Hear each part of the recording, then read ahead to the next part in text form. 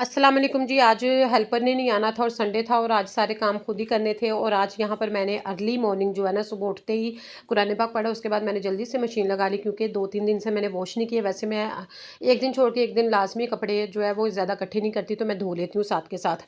तो साथ-साथ कपड़े वॉश हो रहे थे, साथ-साथ मैंने सोचा कि आज ना बैक एरिया की जितनी भी विंडोज़ हैं सारी वो साफ़ कर लूँ, क्योंकि आपको पता है डस्ट वगैरह कितनी आती है। और क्लीनर जो मैंने बनाया हुआ है तो उसके साथ ही मैं इनको विंडोज़ के शीशे साफ़ कर रही हूँ, ताकि मिट्टी वगैरह धूल वगैरह साफ़ हो जाए।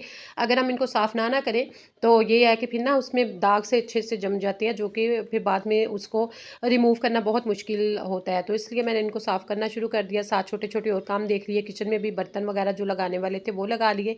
फिर जब जो कपड़े हैं, अब तो आजकल धूप बड़ी है और इस एरिया में भी मैं ज़्यादा कपड़े हों तो डाल देती हूँ और कुछ मैं टेरेस पे भी डाल देती हूँ। और हाथों के हाथ ही जैसे मैं दूसरी दफ़ा वाले कपड़े डालने जाती थी, पहले वाले जो है वो ड्राई हो चुके होते हैं, क्योंकि गर्मी बहुत ज़्यादा होना शुरू हो गई है, जिसकी वजह से